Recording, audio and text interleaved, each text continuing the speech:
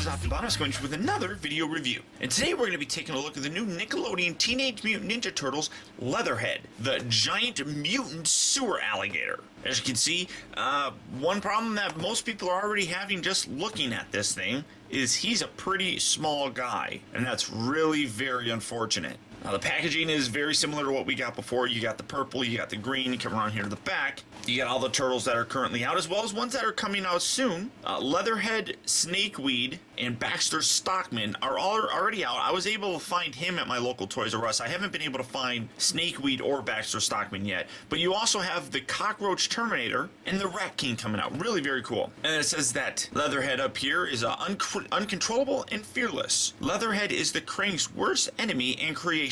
After being mutated from a reptile to a living monster, he promised himself he would spare the world from their evil and capture the Krang's power cell. A powerful ally in the Turtles' fight against the Krang, Leatherhead's raw power and brute strength make him a force to reckon with. And then his weapons are his claws, his tails, and an alligator death roll. And he's affiliated with the Ninja Turtles. Which, now, one thing that's interesting is that in the original series, Leatherhead was a bad guy. He was an enemy to the Turtles. It wasn't until the 2003 series came around that really made him an ally. And that's something that continued on here in the new 2012 series. So really very interesting, but there's the packaging and everything for him, so that's about it. You do see on the bottom here, it shows that the tail is actually separate, and you have to attach that, but I'll show that off here in a second. So let's get him open and see how cool he actually is. Alright guys, so here we have Leatherhead open up and out of its packaging, and as I said, you got a little bit of assembly required, so you got his little plug, and you got the hole right here, so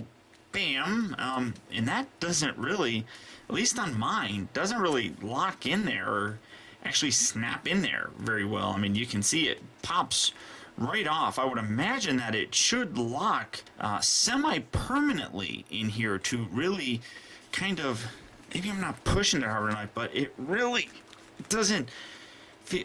Oh, there we go. All right, you gotta really push it in there, and now it's fairly locked in there. So there we go. So got that all the way up there. It is a little bit softer. It's not a very hard plastic, but it is a very stiff and sturdy rubber. You can see that it's kind of hollow throughout here. So here you have Leatherhead. And yeah, you're seeing a very, and I use the word big loosely with this, but you see a very big problem with him in that he is not very big. Now, one thing I would absolutely love, if you guys watch this video, give it a thumbs up if you really believe that this guy should be about twice the size. If you would pay, say, $15 to $18 more for a bigger size figure, let me know in the comments and let everybody know by liking this video, because I'm going to send this to Playmates. Playmates actually watches my videos, and I'm really happy that they do. I would love for them to see the support for bigger figures on this to really send this home, because this is another figure, much like Dog Pound, that really should be like a deluxe kind of size. And if they made him bigger and charged like $15 to $18, I would absolutely buy him, just because of the scale. Now, for a comparison, here he is.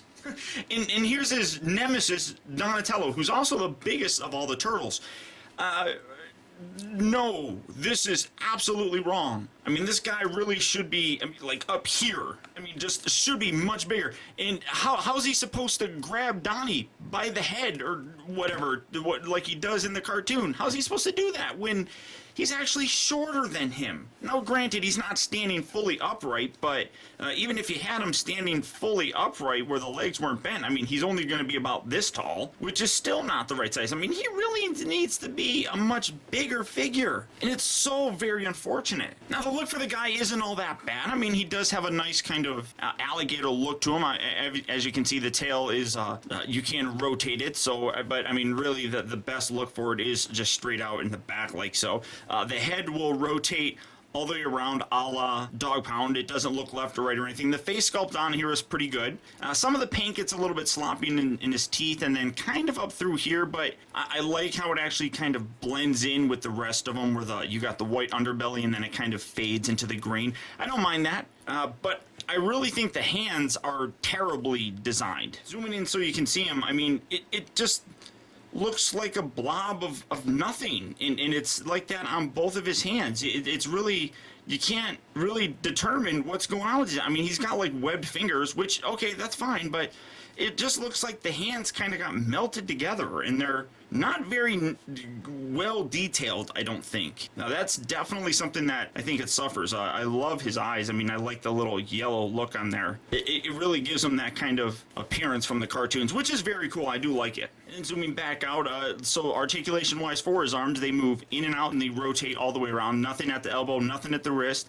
Come down to the waist, nothing at the waist, but at the hips they move in and out, and then they move forward and back, and you can see that the feet as well are also hollow underneath here. So the figure looks fairly decent. I like the way it looks, but I really think it should be expanded in terms of the size. I'm not asking for more articulation. I'm just asking for more to the figure itself. I think it would absolutely make him a much better counterpart to the turtles themselves, just because this guy should be a giant. And unfortunately, a lot of these new wave figures really do suffer from that. You take a look at Snakeweed as well as Baxter Stockman, they should be much bigger figures, and they're not. And that's something that I already know I'm going to have a problem with. Now, when it comes to recommending this figure, I do recommend them just as a way to kind of complete all the characters from the show. And Leatherhead really is a fun kind of character, although we don't know exactly what's going to happen with him. Because if you remember, he disappeared into Dimension X, and we don't know when we're going to see him again. So hopefully he comes back, but all that being said,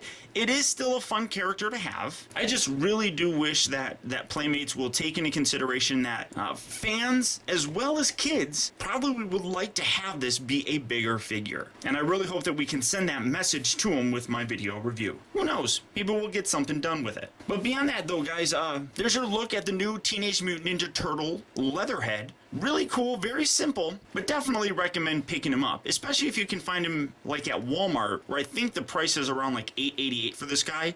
Toys R Us, I think, has them at like $9.99, which is, you know, I mean, that's a little bit higher of a price. If you can find them cheaper, I would definitely do that. But I still, no matter what, recommend picking this guy up. But until next time, guys, I want to thank you for tuning in. This has been Optibotimus. Keep in touch with me. Find out recent purchases as well as all upcoming video reviews all at facebook.com/teambotimus, and follow me over on Twitter at twitter.com/Optibotimus. And until next time, I'll talk to you later.